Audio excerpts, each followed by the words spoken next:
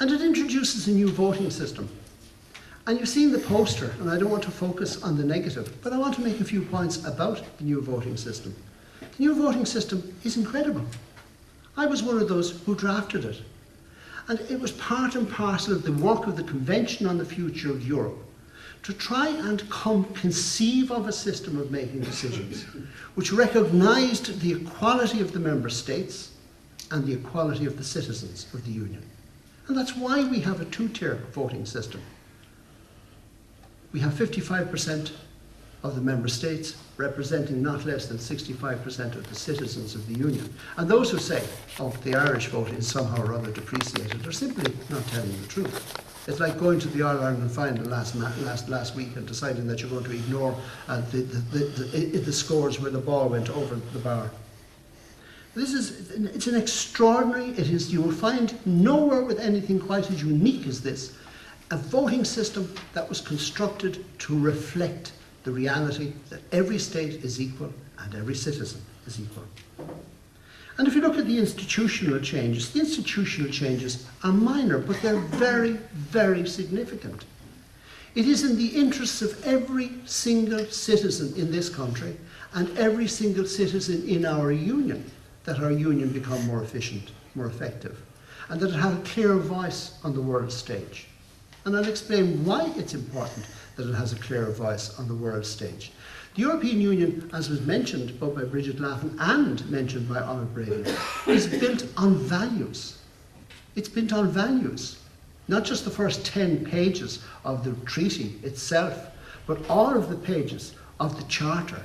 They're uplifting language.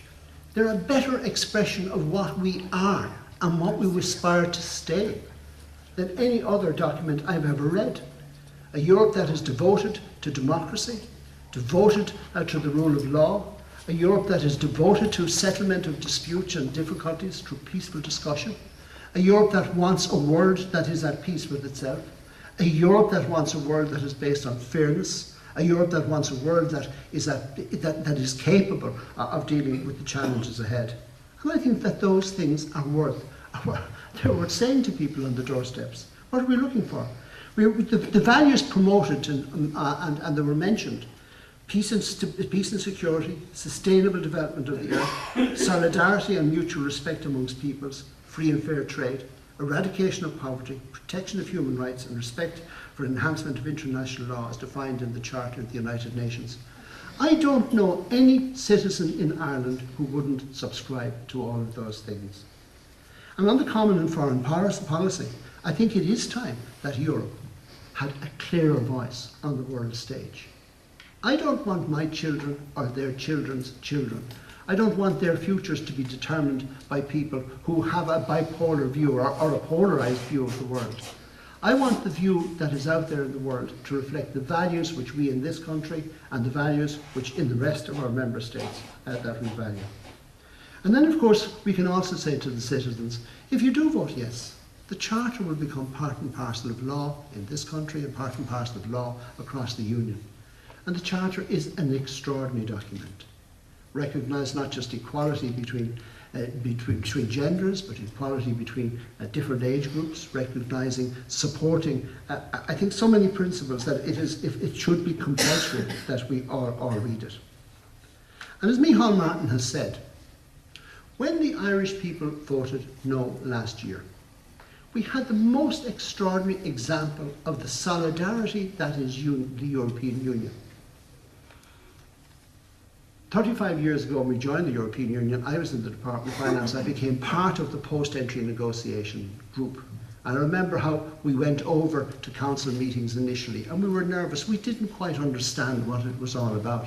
We very quickly learned that you influence decisions in Europe by the cogency of your argument and by your capacity to build networks. And we did that very, very successfully. And that's the big risk.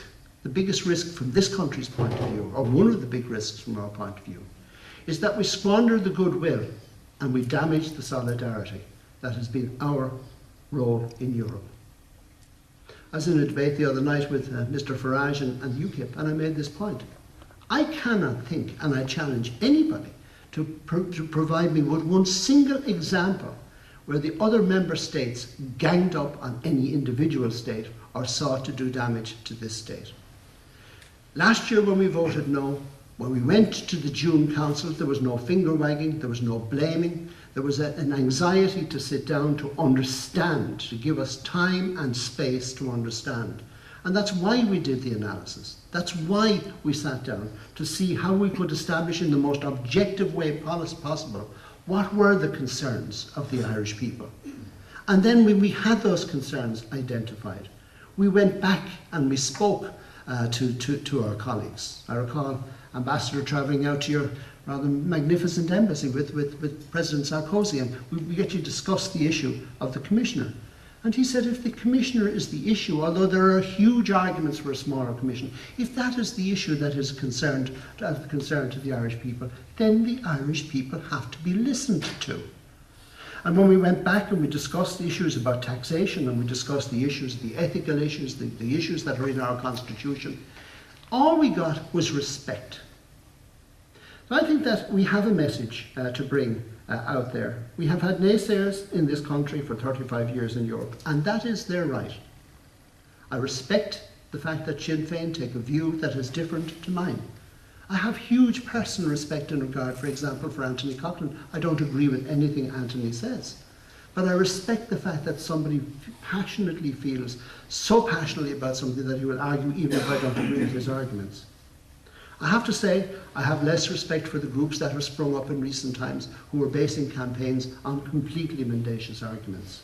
And I have no respect at all for some people like UKIP who come into this country to influence, ask us to do dirty work that they haven't been able to do elsewhere. It is, as somebody said earlier on today, it's one of those milestone moments in the history of the nation. A no vote is not cost-free, and a yes vote brings with it vast benefits. It will create enthusiasm within Europe. It will re-establish our place within Europe, and it will say to those people who will in the years and the months and the years ahead be making investments that Ireland is a self-confident, outward-looking, progressive small nation, a place that you should look at. There is every single reason for people to vote yes. There isn't one single coherent argument for an alternative vote. Thank you for your attention.